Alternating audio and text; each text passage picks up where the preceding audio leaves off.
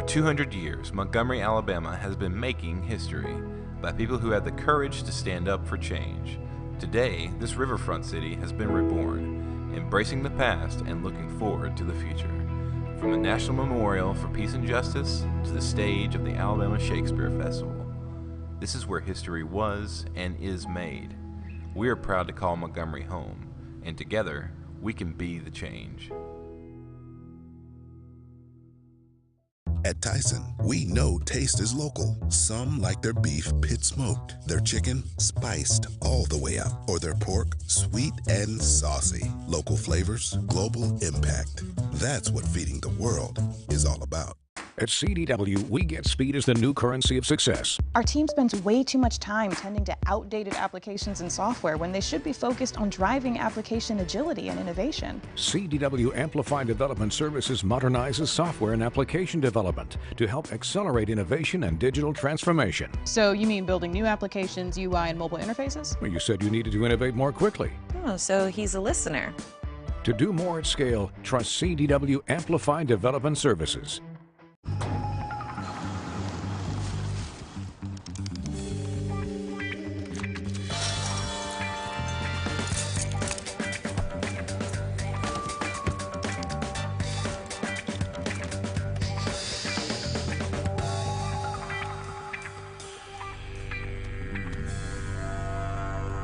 For 5-star backyards, Yellowwood brand pressure-treated pine. If it doesn't have this yellow tag, you don't want it. Some carriers will give you just one measly entertainment subscription. One is no fun. With Verizon, there's up to 7 entertainment subscriptions with your unlimited plan. That's 7 times the... 7 times the... No! 7 times the... Music, gaming, Disney Plus, Hulu, ESPN Plus, and more. That's 7 times the entertainment! Because everyone deserves better. And with plans starting at just $35, better costs less than you think. The top HBCU programs in the nation come to Montgomery, Alabama's Riverwalk Stadium this May 11th through 14th for the Black College World Series. The best Black college baseball teams in the NCAA Division II and the NAIA will battle for Black baseball's ultimate prize. Games will be streamed live at www.mybcsn.net. Tickets are available now online at www.blackcollegechampionships.com.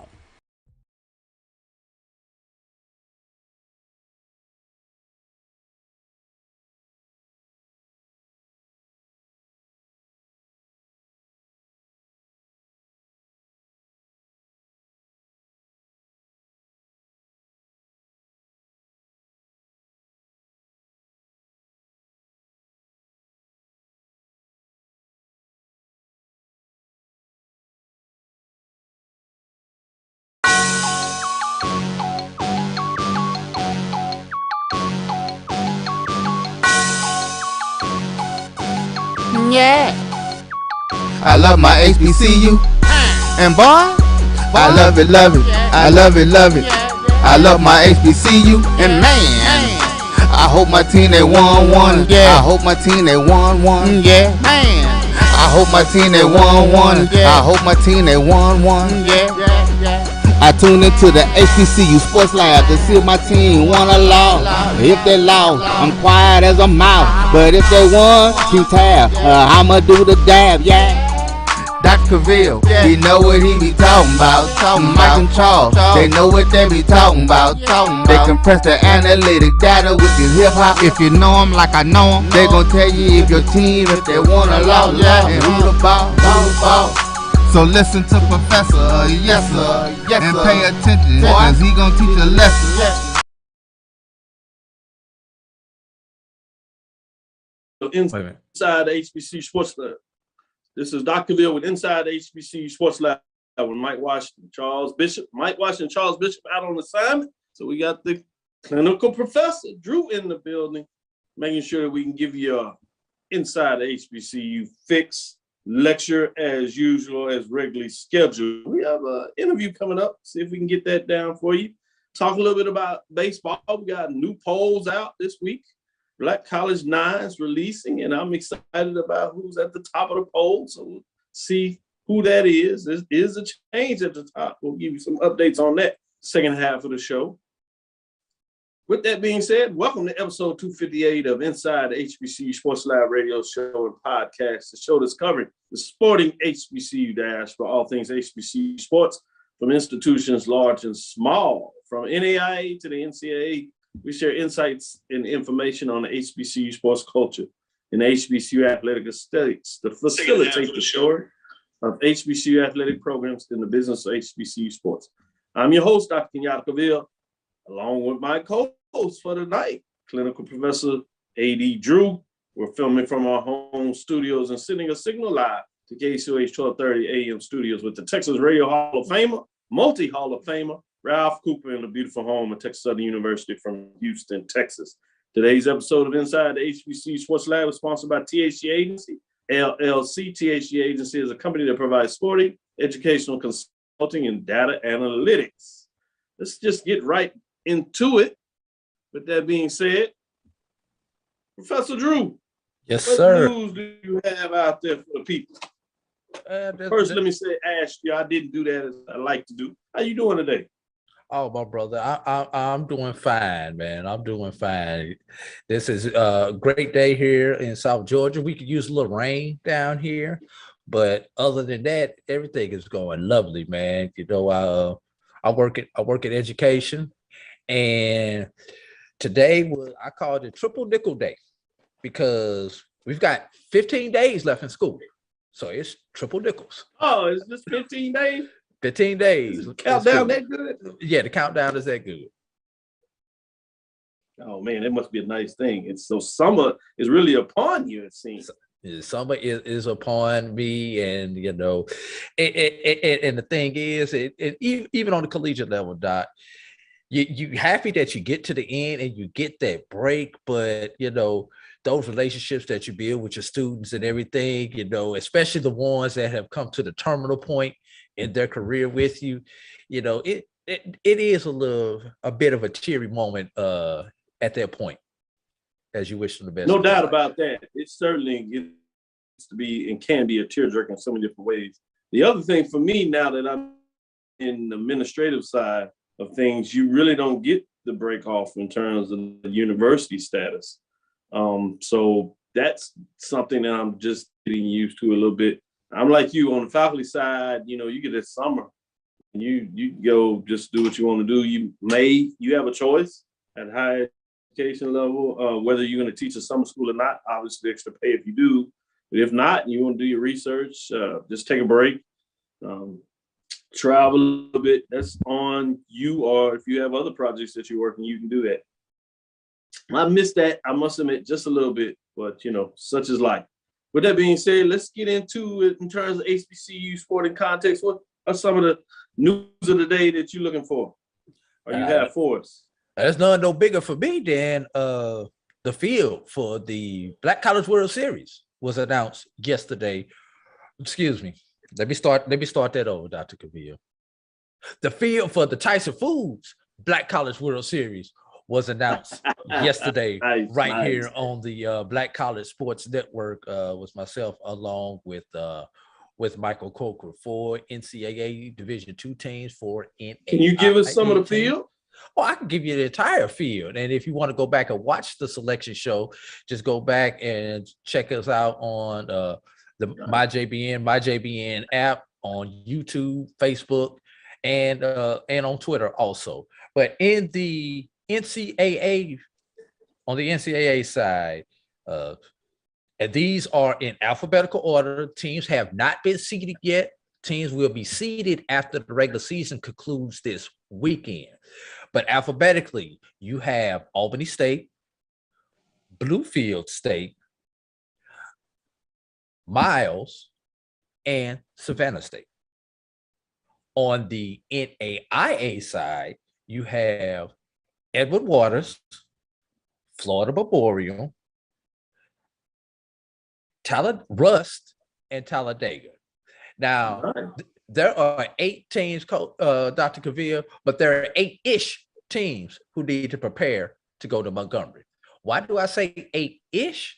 Because if COVID has taught us anything, is to always have a backup plan, have somebody on deck to in case something happens. You know, you didn't make these plans 3 years ago, but you always have to do that now. In the NAIA level, Xavier of New Orleans is our alternate team.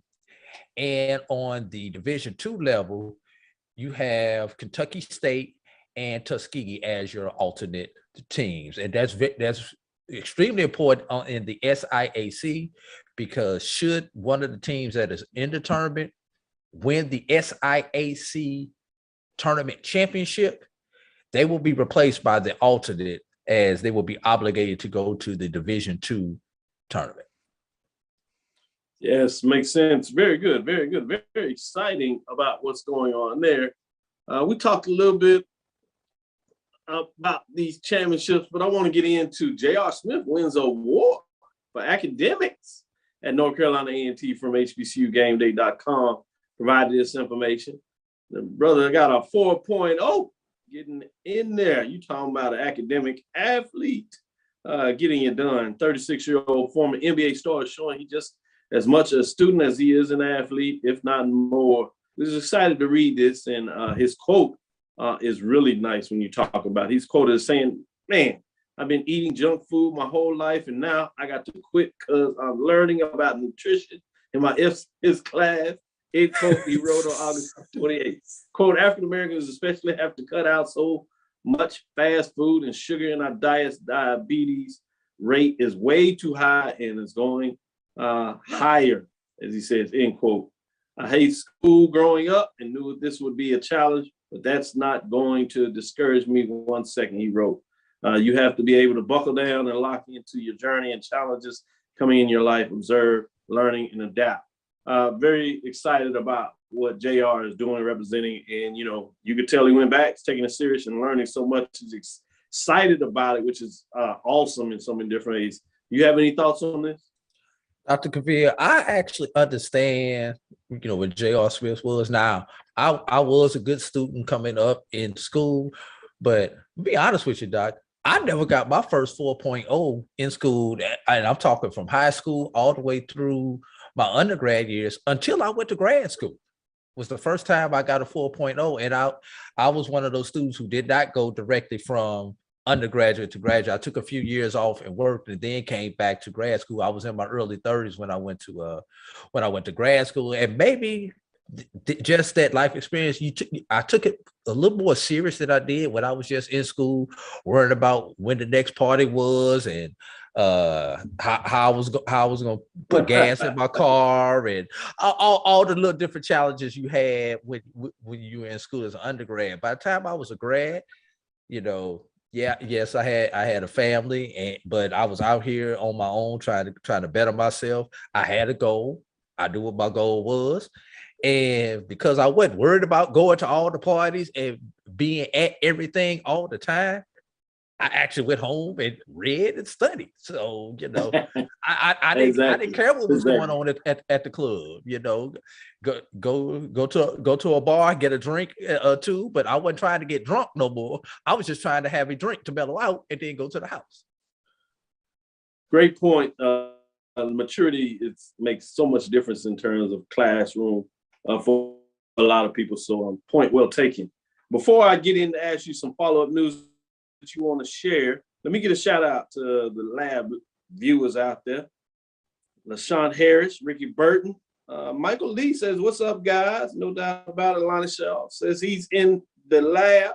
Anthony Wesson, what's up, everyone? Kay Johnson, great Thursday evening, lab fanatics. That's it. G Boom Holly says, "Evening, lab rats."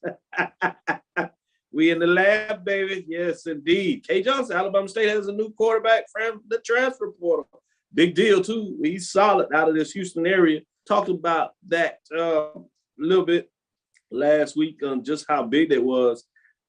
Being in Texas, he comes from one of the larger perennial programs out here in North Shore. We saw him do his thing, bringing 2 championships over here to North Shore during his high school days. And from everything I recall and what I've seen, and even from what I'm hearing about the Auburn fans in terms of hating to see him go, but supporting because he was that type of player down there in terms of relationships he built. He is the truth. So it'll be interesting to see what he does in that Eastern Division. which is really loading up, with quarterbacks in terms of Shador, who won the Big Ben, Cavil, HBCU football award for the best player from an HBCU out of the state of Texas. He's back, obviously, and you saw what he did, winning national awards and things of that nature, obviously the championship, and taking his road all the way down to the Celebration Bowl. You got to transfer to Alabama A&M, transfer to Alabama State now, as you see, transfer at FAMU. Yeah, the transfer that's coming back to Mississippi Valley State. So, wow, it's going to be a little interesting over there in the East that had already showed what they could do against the West. So it's going to be interesting to see what that looks like in terms of that. Let me go to you before we get in there and get ready to take this break and get into our guests. Any other news that you want to share before we get into it? I have to side when I read this one because of the school that this represents, but it's a good thing. Morehouse colors to be featured in NASCAR race. And this is from HBCU Sports in partnership with Historically Black Colleges. And NASCAR continues as another school will be featured in a high-profile race. The Geico 500 at Talladega Motor Speedway will have the Morehouse colors on the 44 next-gen Chevrolet driven by NASCAR veteran Greg Biffle. Anytime we get this type of exposure on there, especially to a culture that traditionally does not follow, and let's be honest, does not tend to care about us as HBCUs, it's great. And those who want to see the Morehouse car, Geico 500 will start at 3:00 Eastern and will air on Fox and MRN this upcoming Sunday. I only have one question about this, Dr. Cavil. What's that? It's the Talladega 500. Excuse me, it's the Geico 500 at Talladega Motor Speedway. Would have made more sense to me if Talladega would have been on the car. The Talladega Tornadoes would have been on the car, since their campus is less than 20 miles from the Talladega Motor Speedway. That's the only negative that I have about this particular one is the logic, or if not Talladega, another institution from the state of Alabama. I'm happy that Morehouse is being featured, but that's just my only critique about this. It makes sense, though. I see what you're looking at there. I see what you did there. Before we get into it, sticking with Talladega, in terms of the racetrack, you have Roger Carew that finished 6th. He was up there in terms of the lead, but in late restart, ultimately doomed him to a 6th place finish, which is solid, obviously, during the caution flag. So he continues to get it done. Obviously, people know the connection with the HBCUs as he is representing, getting out there, getting it done. With that being said, let's take our first break. We'll be right back. Stick with us after this break, and we should have an exciting interview for you coming in on the other side.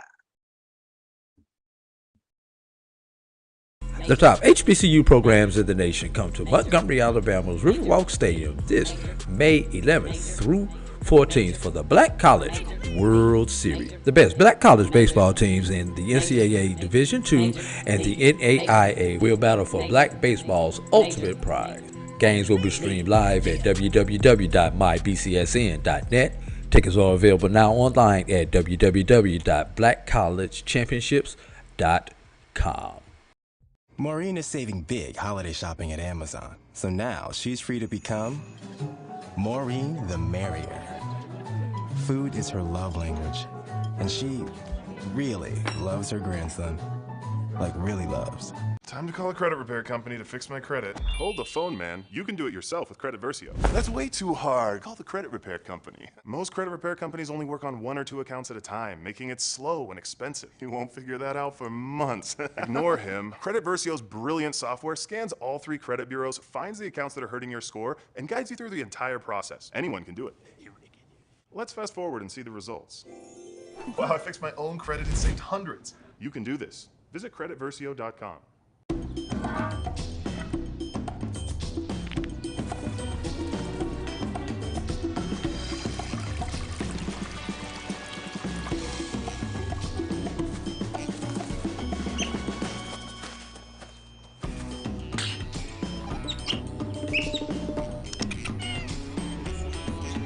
For 5-star backyards, Yellowwood brand pressure-treated pine. If it doesn't have this yellow tag, you don't want it. One bite of 100% Angus beef ballpark frank, and you'll say,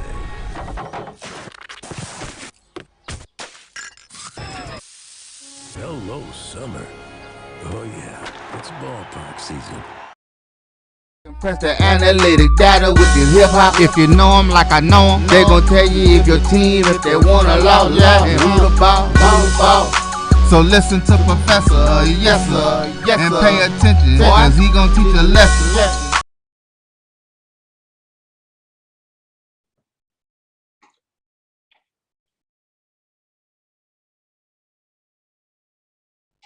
This is Dr. Cavil with Inside HBCU Sports Lab with Mike Washington, Charles Bishop. Mike Washington, Charles Bishop are out on assignment. So we have the clinical professor Drew in the building as we get ready for a championship coach, other than Glenn Caston, giving us from Xavier University, bringing home a competitive cheer championship to Xavier University. That's the NAIA National Team Championship. For those that hadn't heard by now, they've been asleep, obviously. But we're going to let you know and get you some more information of what you may not understand or be aware of. With that being said, before we get into that, don't want to bury the lead, but before we get into that, we'd be remiss if we didn't ask a little bit about yourself. Where you from? Connection to HBCUs? How do you get to Xavier? How did you get into championship? I mean, in competitive cheer. Well, thank you, Dr. Cavil. Thank you for having us and inviting us to your platform. We really, really appreciate it.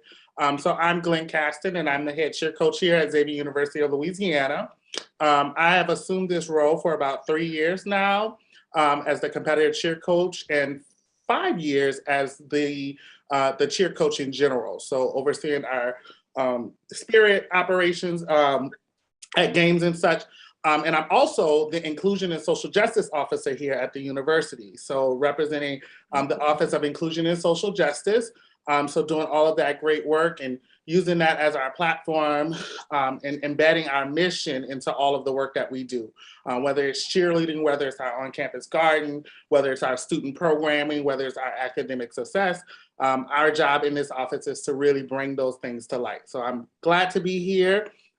Born and raised New Orleans native, have always loved Xavier University of Louisiana. Couldn't afford it to come here. I'm sorry.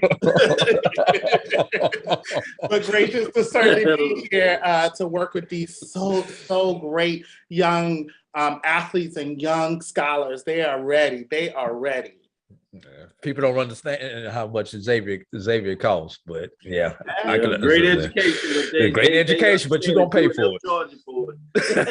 And you know, the best part about that is that Xavier Cheer offers scholarships, right? So we offer and equitable scholarships, really good scholarships. So it helps these athletes to get here. So we're excited to offer that and provide that gap because I know what it means not to be able to meet that. So yes. Yeah, I'm glad it's more than a book voucher. So in terms of a little bit about the cheer, how many individuals do you have on the team? So currently our roster is 40. We started with 50 at the beginning of the year, but our athletes are required to maintain academic eligibility. Of course, we have some that graduate in December. And so next year's roster will be back at the 55 mark. Yeah. But on the mat, what you've seen as a production, we can have a maximum of 20 athletes. Right now we had, this year we had 19 athletes to actually compete on the floor. Yeah. So let's circle back just a little bit before I pass it on Professor Drew to ask a question. How did you get to Xavier? Specifically, like you said, being from New Orleans, you're very aware of it. But what was your role back to the institute? Prior to me coming to Xavier, I was a high school leader and a teacher. So I've always known Xavier. I've always sent my students here to Xavier. And then after that, I went into nonprofit philanthropy work. So fundraising, being an executive director of a nonprofit, and doing all of that kind of work. So when there was an opportunity, when I left my high school, I was coaching the high school, even as a leader, I was coaching the high school. And I was like, man, I love cheer. I love cheer. I love cheer. Cheer has always been in me. Well, I cheered in college. I also cheered in high school. So it's always been a part of me. And some seemingly, when cheerleading is a part of you, can't let it go. I'm looking at people who's 70 years old still doing this. I'm like, listen, you might not be able to do a toe touch, but you're still in the industry. And so I couldn't just leave it alone. There was an opportunity that came along. One of my good friends who I worked with at the high school, she's a graduate of Xavier. She's like, you should apply for this job. This would be a great job for you. And so that happened. I did it. I got the job and immediately saw that this team has so much potential, right? They had so much life. I was like, I just need to get them from point A to point Z. And really quickly at that too. So. And it led to a NIA National Team Championship. Professor Drew, go ahead and follow up with a couple of questions. All right, Coach Caston, and I'm gonna call you Coach because cheerleading. And no, the reason I'm saying that is I'm not gonna call you the cheer sponsor. I'm gonna call you Coach, just like I would call anybody else on here, Coach, because cheerleading is probably as demanding physically as any other thing that we do, basketball, football, everything else. A little bit of background with me. I'm originally from St. Louis, Missouri, Lindbergh High School, and we had it was called a pom-pom squad, but in essence, it was competitive cheer.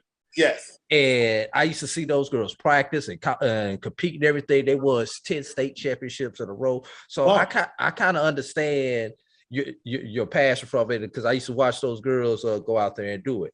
And I circle all that around to get to cheering at HBCUs is kind of on the same level as how we revere our bands when those girls go on the sideline. Yes. But we're talking competitive cheering. So what is the difference between what we see at the football game and the basketball game, and what these girls are out there doing in a competition in an arena or on a stadium format? So here's one thing. One, the routines in competitive cheer is 2 minutes and 30 seconds. You have to jam pack your routine with the most difficult stunts, the most difficult tumbling, the most difficult pyramids. So it all comes, I like to say it like this, and maybe some people may not like this analogy. It's bringing that football experience consolidated in 2 minutes and 30 seconds. Because we have good teams. Like I think about the J States. I think about the Southern universities. Those are really good, strong programs, you know, and the skills that we're doing at these competitions sometimes mirror some of the skills that you see out at a game, right?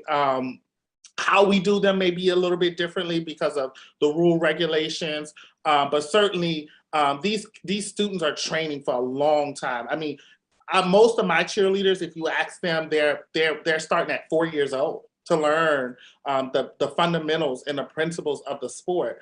And so it's really intense. My team trains at the Saints facility here in New Orleans twice a week. So they're lifting weights, they're running, they're putting their bodies. We have our own trainer. My trainer is absolutely fabulous. He follows us. Sometimes he's like, no, we can't do another rep. We can't do it. And I'm like, nope, we got to do it, you know? So they're training at a high level. And the intensity on the body, I have to say this, in those 2 minutes and 30 seconds, it is intense. I mean, it is intense. Sometimes when they get off the mat, they can't breathe, right? Because they put all of their energy into it. And you may have that one little 3-second gap before the next transition to the next skill, but you're just going, you know? And so it's a lot. It's a lot, but it's certainly worth it. We train all year to get to the point of being a national champion. And so we don't take that for granted. So we use every moment to cultivate a skill. We use every moment to develop our routine and to develop our athletes, even at a game. Follow up before I turn it back over to Dr. Cavil. You know, this is a sport. So what's the recruiting like for finding cheerleaders? You know, I mean, you asked me how to recruit a football player or a basketball player, I can tell you what the process is. Right. I work in elementary education, but I deal with high school athletes. I coach high school athletes. Yeah. I would have no idea on what to tell them to do if they want to be on a competitive cheer team in college. And after college, you know, you look for the NBA, NFL. What's there for these young ladies after college if they want to stay in this cheering profession? Do they go to a professional sports team? You know, can you answer those couple questions? Yeah, absolutely. So recruiting is similar to what football is. I watch film, sometimes hours and hours of films of athletes competing. I go out, I fly out, I go see them train. A lot of what I'm looking for on this level is because I know that our skill sets are our coaches. We have amazing coaches. My coaches are probably, I would say, the best in the country. Because we're not just getting the best athletes, we're getting athletes that we have to also cultivate some of those skills with as well. So I go and see, can you learn? Are you coachable? How do you react when your coach come and give you feedback? Just like some of my colleagues in football, they're watching those kids on the sideline. When you've been ejected from the game because your coach doesn't feel like you're meeting the mark, how do you react? So I'm watching all of those components because it tells me a lot about how they're going to come to Xavier and be receptive to all the feedback. One of our coaches, Michaela, she's a sensation and a Saints cheerleader and a Pelicans cheerleader. So certainly that's a life after college cheerleading. And she competed at this last weekend at the Cheerleading Worlds in Orlando. So I go and recruit from there too as well. So there's tons of opportunities. And what we're seeing in cheerleading right now is that cheerleading is actually becoming more recognized, right, at the international level. So we see the trend in potentially having this offered at the Olympics, right? And so what I'm guessing, I can't be a fortune teller, or a predictor of this, but I'm thinking that these college athletes will start to navigate in that realm as well. Great points. Great information to share. Let's get into it. As I said it again, we're talking to the champion, Coach Gaston. Let's follow up. The Xavier University, third year of the competitive cheer team, delivered the school's first ever NIA National Team Championship in any sport with a record-setting point total on Saturday. Record-setting point total. Let me say that again to make sure people understand. Bylines here. Xavier's final score for those hadn't heard, 93.7 out of Apostle 100 points. At the 2022 NAIA Cheer National Championship, that's 75% of the points based on Saturday's performance. The rest of the points, 25%, were from Friday, which set a meet record for highest winning score. Talk a little bit about the competition, how it went getting the students prepared to get down there, some of the emotions that went into it, and how did it feel when you hear the final score and that you are, and all of those associated with Xavier and the ladies that participated, if you would, were champions. Yeah, so our ladies and gentlemen, actually, so we have two guys on the team. Thank you. Yeah, certainly we had a lot of challenges this season. So maybe you all recall that there was Hurricane Ida, right? That displaced us away for 6 weeks. So when we came back to practice, I was very distraught. I was like, man, these teams have a 6-week edge on us and we have to get this together, you know? But we, my coach, Coach Amber, she's my assistant coach, like my right-hand coach. She researched the Navy SEALs. We did some mental tough training. Every day we came to practice, we were practicing like those kids were in the Navy SEALs because we knew that in order to get to this piece, we had to actually do something different. My phrase to the team is always, if you're gonna get something you never had before, you gotta do something you've never done before. So the training had to be more intense, the intentionality. And then shortly after that, what happened to us is COVID hit us. So at the beginning of, right when we were going into choreography season, which is the season where we put everything together, the whole team got COVID, myself included. I was hospitalized. My team was out. So that was another 2-week period that put us back. So when we got back in January, we really had to get the ground running. So we were doing 2-a-days. The kids were practicing about 6 hours a day before the semester. And as you know, Xavier is a much rigorous institution. It's very rigorous in its academics. They were also having to comply with the academic components of the institution. So these kids are going to be your next doctors, you know, they're going to be your next lawyers. 75% of my team are bio pre-med or chem pre-med students who are getting ready to go to medical school or prepare themselves for the next leg of the next medical profession. You're a professional. So they are doing all of that. So this is about mentality, because you can't do all of these things and be a national champion without having the right mentality. So we really focused on that. And then we also had to tap in. I would be remiss if I didn't say this. We had to tap into who we are as a person. So as you know that cheerleading, probably you know that cheerleading is not mainly dominated by Black teams. It's not like it is considered a Black sport. It's actually very white. And so when you look at national champions, when you look at world champions in this sport, what you're seeing is that these folks may not necessarily look like us. So it is our ideal to change the perspective of what the ideal cheerleader is, right?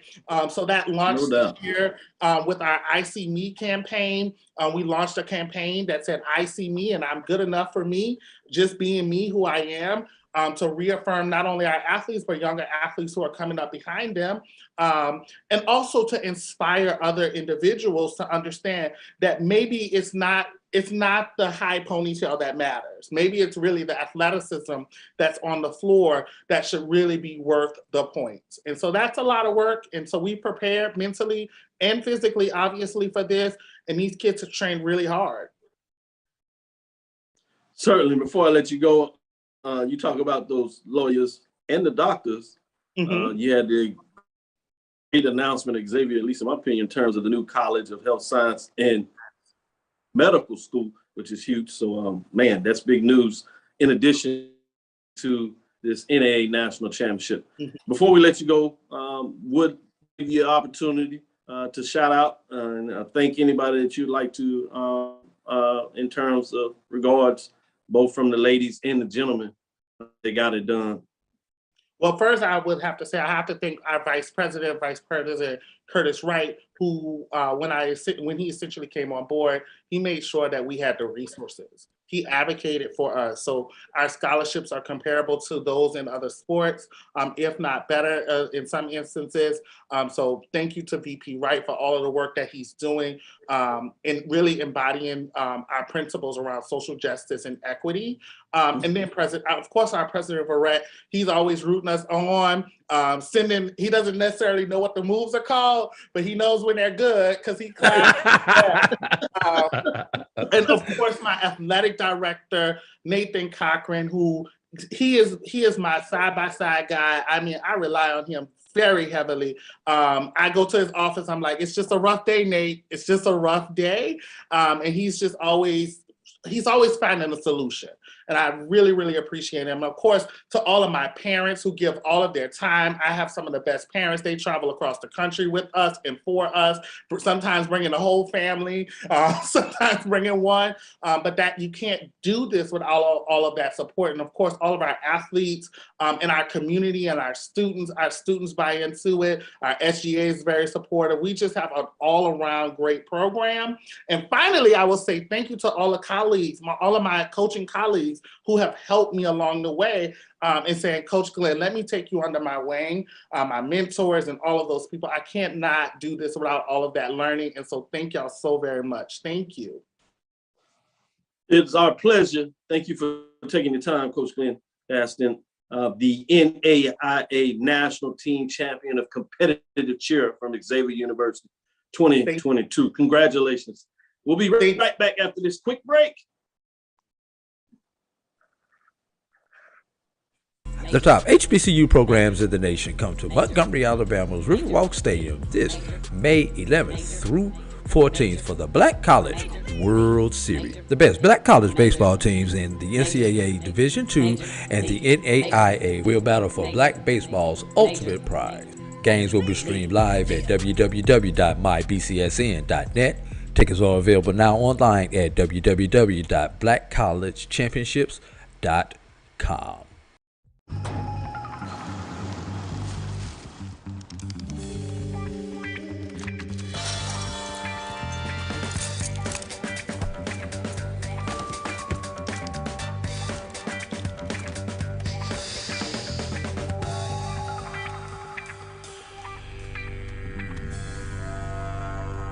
For 5-star backyards, Yellowwood brand pressure-treated pine. If it doesn't have this yellow tag, you don't want it. Are you ready? It's time. The inaugural Urban Nerdcon is coming to Montgomery, Alabama, July 29th through the 31st. Blurs, nerds, and geeks from across the universe will converge on the capital city to see celebrity guests such as The Last Dragon, Tybok, Megan Tandy, and voice actor Dave Fennoy. Hey, how you doing? I'm voice actor Dave Fennoy with a shout out to all my geeks, freaks, and urban nerds. Just want to let you know I'm going to be there and I want to meet you at the Urban Nerdcon Gaming and Cosplay event. It's happening July 29th through the 31st in Montgomery, Alabama. Hope you want to meet me as much as I want to meet you. So join us by visiting theurbannerdcon.net for ticket and vendor information. This will be the premier blurred event in the universe. TheUrbanNerdCon.net. Our heroes, our villains, our stories, everyone's con. See you there.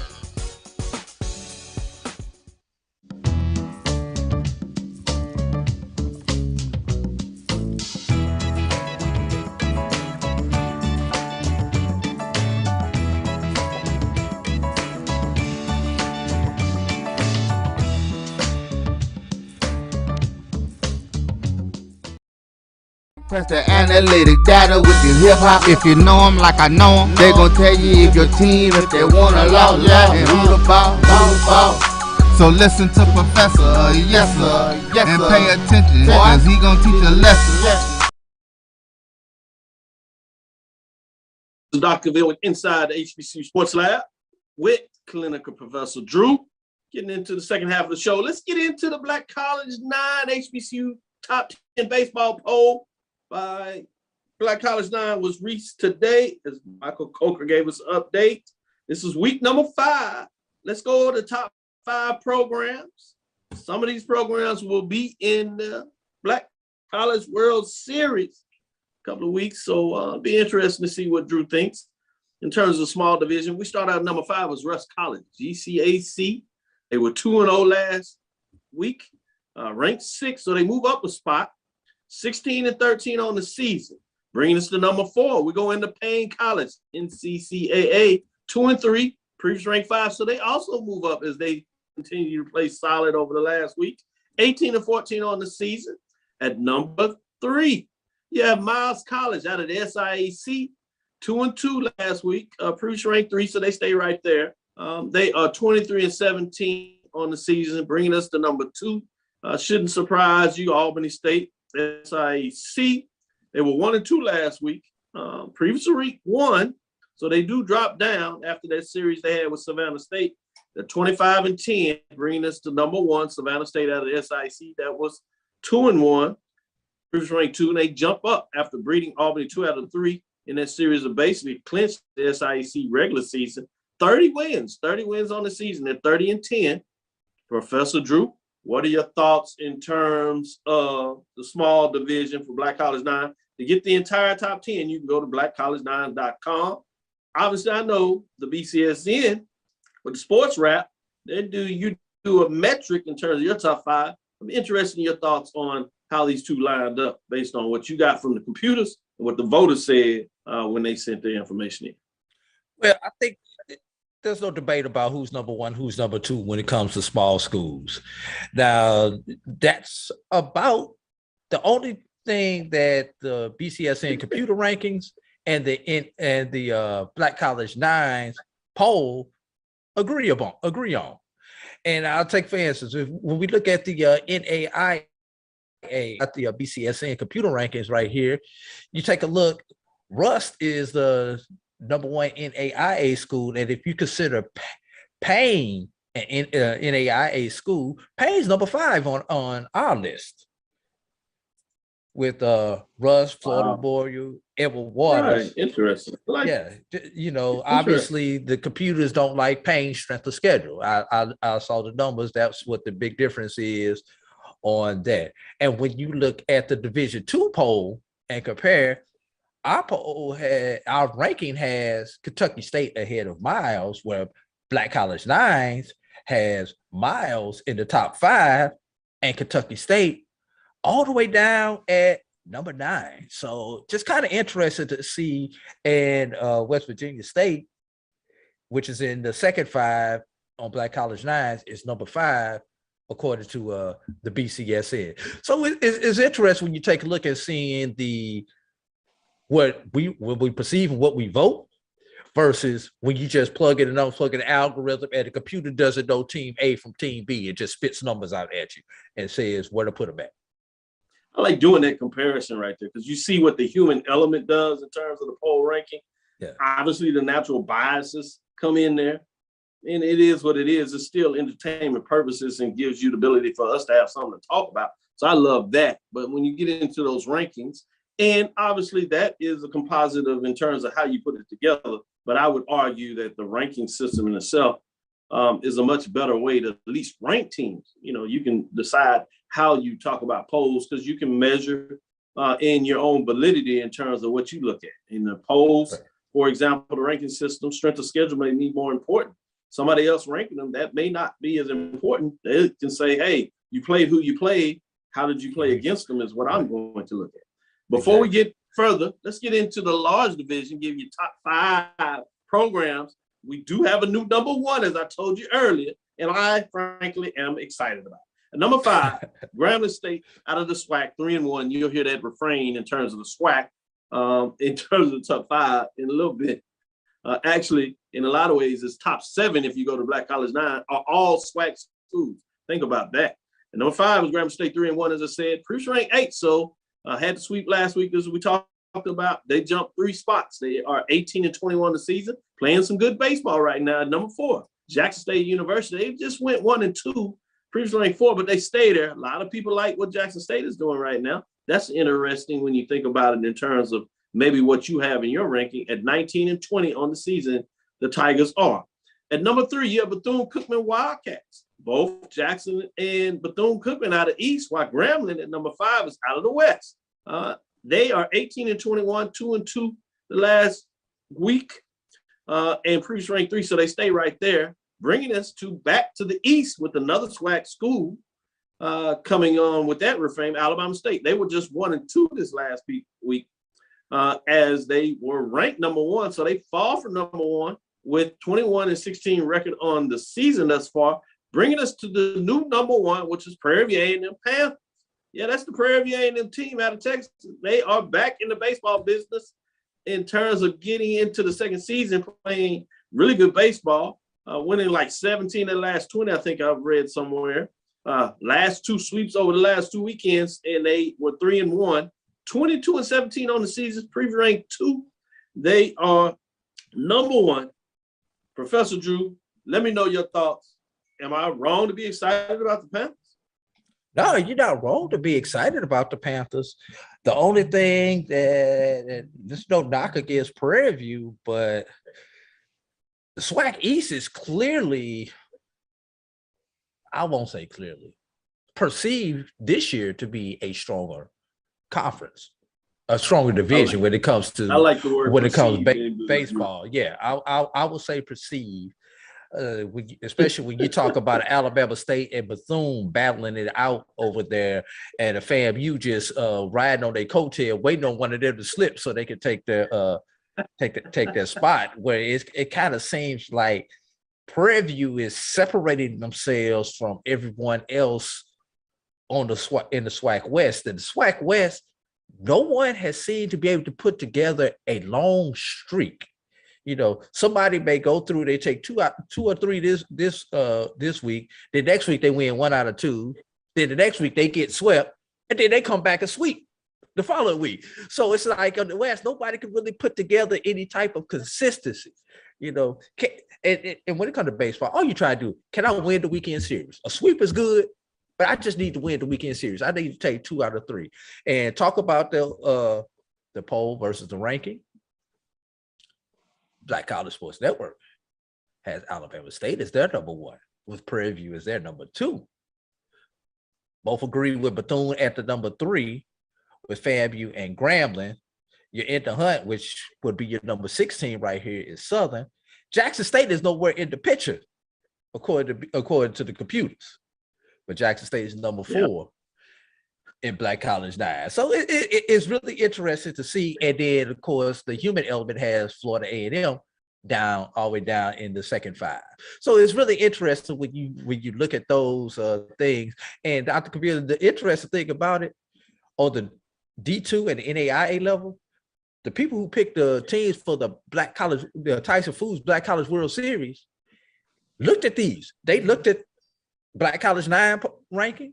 They looked at the BCSN computer ranking. And this was some of the stuff they had to sit in the room and on the Zoom call and debate which one did they think was more important when it came to this particular team. That's exciting. That's how you get it done when you're talking about creating the whole holistic environment, about setting up a championship level tournament, of getting all these different players involved about what this means. And I can just see how this tournament is going to continue to grow. One thing that I will say about the ranking system versus the poll is both of them had the SWAC East with more teams in the top 5 than the SWAC West. Correct. So symmetry there. I would actually agree with you with the poll ranking, since it has a heavier weight on strength of schedule. I can see where they ranked Alabama State number 1 versus Prairie View.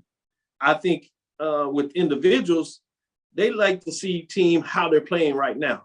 And I think if you look at that, you can see why the human element would have Prairie View in the polls ranked higher based on what they have done over the last couple of weeks.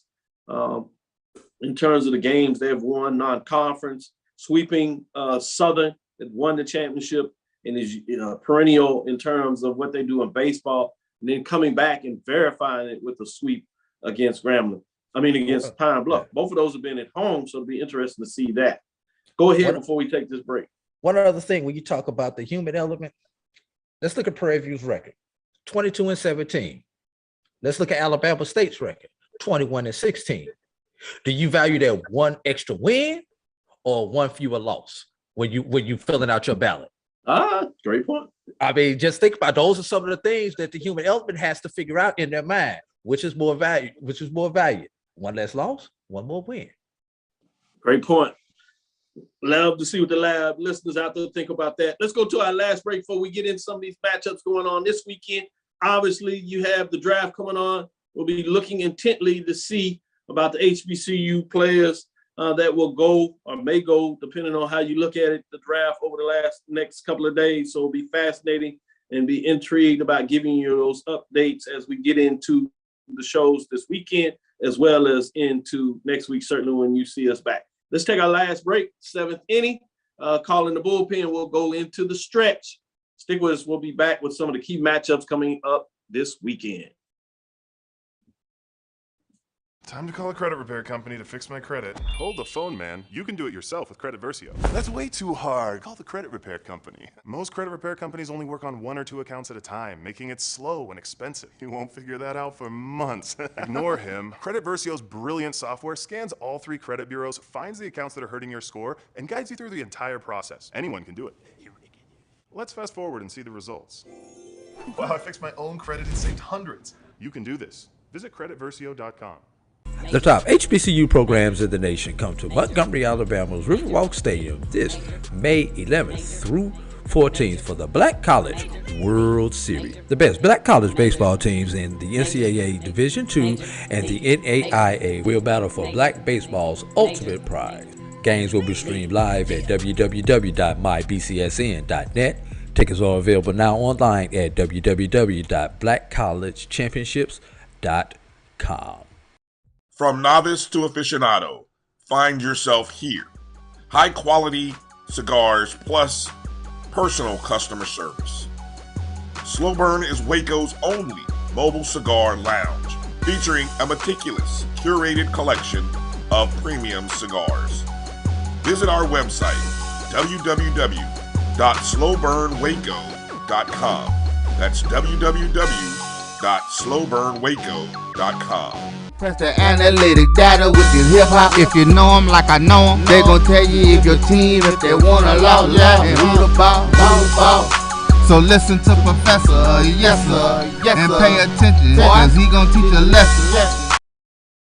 Inside HBCU Sports Lab with Mike Washington, Charles Bishop, sitting in for the two gentlemen as they are out on assignment. The professors there is none other than Clinical Professor Drew.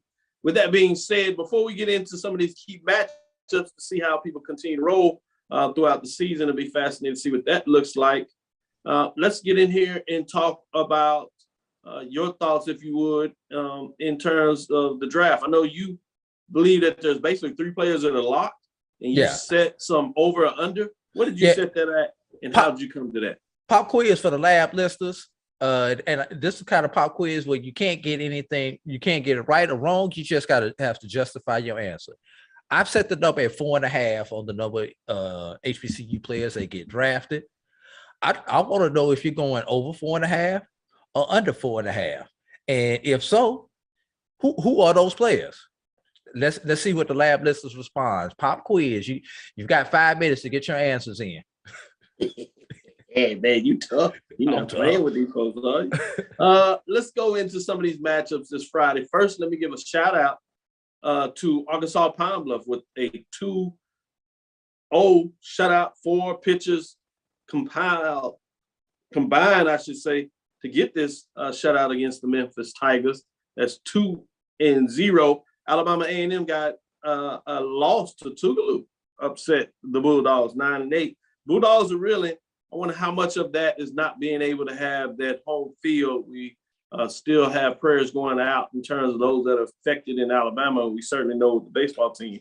I wonder if they're even able to practice, how they're practicing without a field. You know, that might be the thing. Not playing at home, trying to get to practice, and just a tough situation for them. But in terms of the SWAC, in terms of some key matchups this weekend, you have Texas Southern at Arkansas Pine Bluff as they travel up to the Arkansas this week. You got Florida on the road as they go to Mississippi Valley. That is the West and East. Coming back to the West, you have Prairie View on the road this week as they travel to Alcorn, Mississippi. Bethune-Cookman, intriguing matchup as they go on the road to Alabama. That's a matchup to the top 2 teams in the Eastern Division. And then you have that old rivalry, Southern at Grambling. That should be fascinating to keep your eyes on. And then, you know, Alabama A&M and Jackson, they just don't like each other in so many different ways. So Alabama A&M and Jackson, as the Bulldogs hit the road, see if they can recover. Both of these programs are trying to find a way to make sure they lock up that 4th spot. Jackson State has been playing better baseball of late, so it'll be interesting to see what that looks like. But those are some of the key matchups starting on Friday for a 3-game series over the weekend. Any thoughts from you from that perspective? Look, I'm gonna be honest. I need my Rattlers to get back on their winning way. You know, we got this little small school in Mississippi trying to catch us on our coattail. We were fighting it out for first place 2 weeks ago. Now we're dangerously close, drop it down to 4th place over there in Tallahassee. So that's honestly, Doc, that's the only thing that I'm really worried about when it comes to SWAC baseball. Can my Rattlers stay above the Mendoza line and not fall down to number 4? I see you. Let me do a little softball. Sherry's not dead. Let's talk about softball, at least some of the matchups going into this Friday. Alabama State at Tallahassee. They're on the road, so Alabama State goes into FAMU to look about seeing what they can get done there. Mississippi Valley State at Alabama A&M. Grambling at Prairie View, Alcorn at Texas Southern. And here in Houston, that's the Texas Southern team that has locked up the West. Jackson State at Bethune-Cookman, and Arkansas, Pine Bluff, and Baton Rouge at Southern in terms of the matchups there. Let's look about the MEAC in terms of on the men's side of baseball, give you some updates there to see what's going on in a couple of those matchups in terms of key games. Obviously, it's the 4 teams. Last time I talked to you, you talked about how these teams couldn't separate. Maybe a little more separation is going on from the top to the bottom. Top 2 teams, they're locked into it going in there. So keep your eyes on what's going on there in terms of the matchups to see this weekend. You have Maryland Eastern Shore at Coppin State, Delaware State at Norfolk State. So that'll be fascinating. Remember, in the MEAC, they're playing 4-game sets in terms of make sure they get those number of games in. So those are the things going on there. Let me go ahead and ask you, Drew, your thoughts on the MEAC in terms of baseball. I don't have the standings in front of me, but correct me if I'm wrong, Dr. Cavil. This is the 2 co-leaders playing each other this weekend. That's correct. When you talk about matchups, Coppin and Maryland. MEAC baseball, it is Coppin State at 14-10, Maryland Eastern Shore at 13-11, Delaware State 12-12, and then Norfolk State is sitting 9-15. So it's 1 versus 2, 3 versus 4. There you go. Yeah. Well, no, I wanted to see separation, and it looks like Norfolk has separated themselves out of the race right now. Norfolk just can't get a series. They either lose the series 3-1, and at best they've been splitting series 2-2. When you're Norfolk State, you can't catch up. You can't catch up. Norfolk is going to have to basically sweep through the month of May in order to get back into this race and to really do something and be at baseball. I'm really interested in this Coppin Maryland Eastern Shore matchup, though. Right. Coppin's been putting up some runs. Coppin has really been putting up some runs, and it's going to be interesting to see, especially now that the weather has pretty much broken in the Northeast. Will those bats continue to be hot into the month of May? I really want to see one of these teams pull away and get a 1-2 game lead over the other one. And Coppin is really trying to take the season series from Maryland Eastern Shore this weekend. That is their goal. If they get 3 out of 4, they will have the season series against Maryland Eastern Shore. Before we get out of here, let me give you at least the softball matchups, and we'll close out to let the folks get into the draft so they can give us some updates of what's going on there. Norfolk State at Maryland Eastern Shore, North Carolina Central at Morgan State, South Carolina State at Coppin State, Howard at Delaware State are your key matchups this weekend. That'll do it for us. Thank you for listening to Inside the HBCU Sports Lab. Make sure you share our podcast with your friends and colleagues. I am Dr. Kenyatta Cavil. That is Dean of HBCU Sports, coming from inside the lab in the College of HBCU Sports with Mike Washington, Charles Bishop, as we had clinical professor A.D. Drew bringing us the knowledge tonight. Again, we want to thank you for listening to Dr. Mills Inside the HBCU Sports Lab with Mike Washington, Charles Bishop, every Tuesday and Thursday right here at 6 o'clock Central Standard Time. We look forward to next week as we discuss the latest news in the labs. Follow me, Dr. Kenyatta Cavil, DrKenyattacavil on Twitter. I've been very active, a lot of good conversations. So I've been giving updates, giving you some business on the world of sports, specifically for HBCU. So if you like that information, want to get some updates, make sure you check in on Twitter. Good stuff going on Instagram, keeping you up visually what you can see. And obviously on Facebook, you can follow all the good information to make sure you get the latest of what we're doing here and there around the HBCU world. That is Inside the HBCU Sports Lab on Facebook and YouTube. Make sure you like, subscribe, and share. Dream big, continue to move forward. Make sure you get into download my JBN, my BCSN for all the content that we provide you.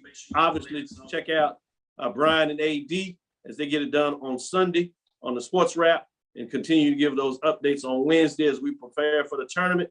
Make sure you stay involved. If you can get in there, check it out. We will broadcast everything for you. With that, we'll talk with you soon.